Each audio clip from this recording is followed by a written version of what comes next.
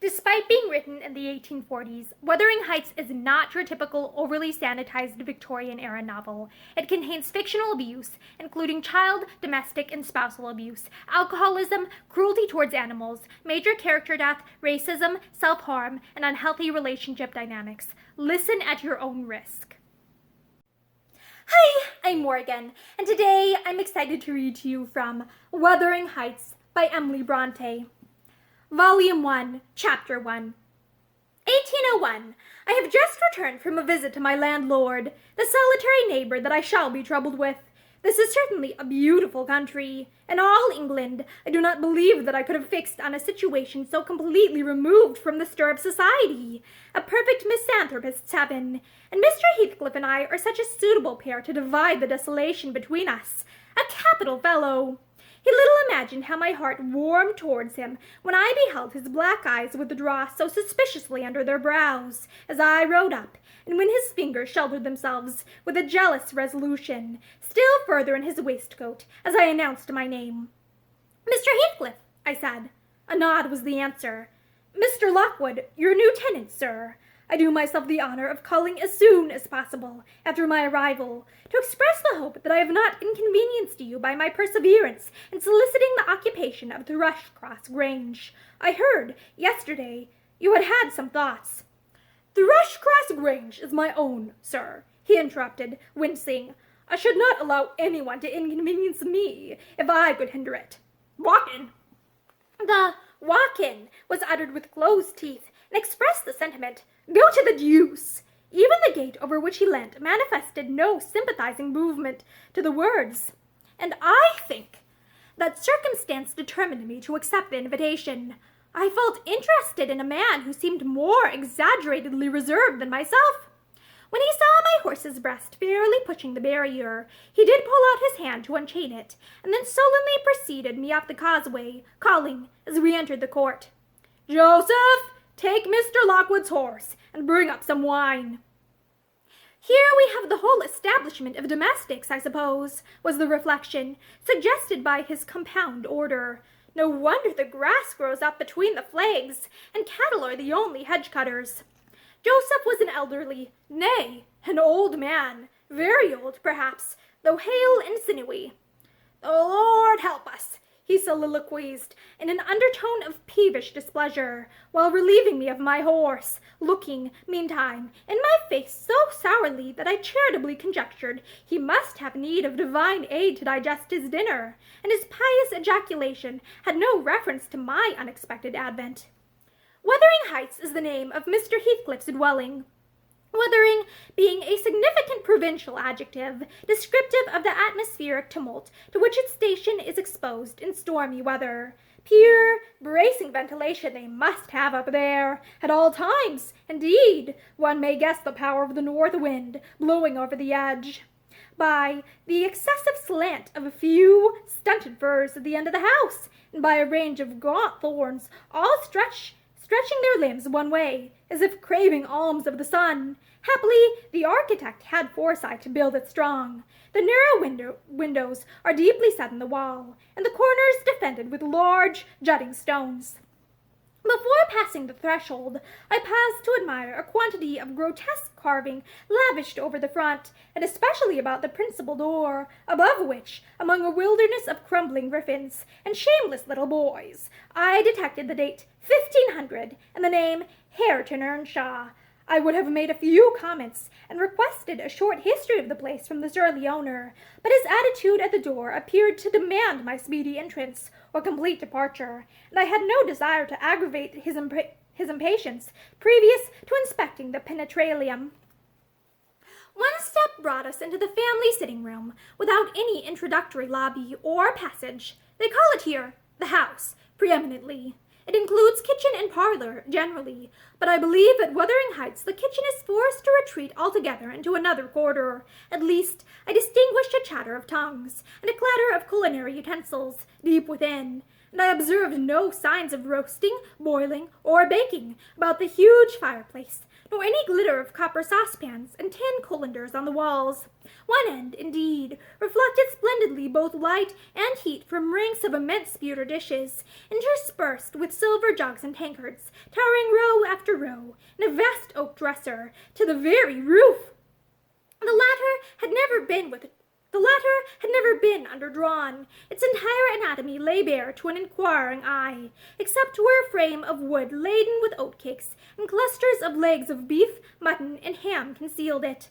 Above the chimney were sundry villainous old guns, and a couple of horse pistols, and, by way of ornament, 3 gaudily painted canisters disposed along its ledge.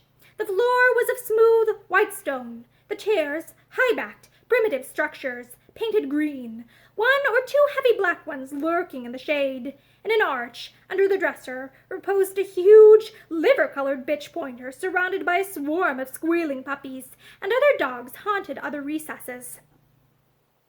The apartment and furniture would have been nothing extraordinary as belonging to a homely northern farmer with a stubborn countenance, and stalwart limbs set out to advantage in knee breeches and gaiters. Such an individual, seated in his armchair, his mug of ale frothing on the round table before him, is to be seen in any circuit of 5 or 6 miles among these hills, if you go at the right time after dinner.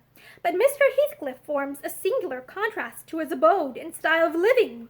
He is a dark-skinned gypsy in aspect, and dress and manners a gentleman, that is, as much a gentleman as many a country squire, rather slovenly, perhaps, yet not looking amiss, with his negligence, because he has an erect and handsome figure, and rather morose. Possibly some people might suspect him of a degree of underbred pride. I have a sympathetic chord within that tells me it is nothing of the sort. I know, by instinct, his reserve springs from an aversion to showy displays of feeling, to manifestations of mutual kindliness. He'll love and hate equally under cover, and esteem it a species of impertinence to be loved or hated again. No, I'm running on too fast. I bestow my own attributes over-liberally on him. Mr. Heathcliff may have entirely dissimilar reasons for keeping his hand out of the way when he meets a would-be acquaintance to those which actuate me. Let me hope my construction is almost peculiar. My dear mother used to say I should never have a comfortable home, and only last summer I proved myself perfectly unworthy of one. While enjoying a month of fine weather at the sea-coast, I was thrown into the company of a most fascinating creature, a real goddess in my eyes, as long as she took no notice of me. I never told my love vocally. Still, if looks have language, the merest idiot might have guessed I was over head and ears. She understood me at last, and looked to return. The sweetest of all imaginable looks. And what did I do? I confess it with shame, shrunk icily into myself like a snail, at every glance retired colder and farther, till, finally, the poor innocent was led to doubt her own senses, and, overwhelmed with confusion at her supposed mistake, persuaded her mamma to decamp. By this curious turn of disposition, I've gained the reputation of a deliberate heartlessness, how undeserved I alone can appreciate. I took a seat at the end of the hearthstone opposite that towards which my landlord advanced, and filled up an interval of silence by attempting to caress the canine mother, who had left her nursery, and was sneaking wolfishly to the back of my legs, her lip curled up, and her white teeth watering for a snatch. My caress provoked a long, guttural snarl. "You'd better let the dog alone," growled Mr. Heathcliff in unison, checking fiercer demonstrations with a punch of his foot. "She's not accustomed to be spoiled, not kept for a pet." Then, striding to a side door, he shouted again, "Joseph!"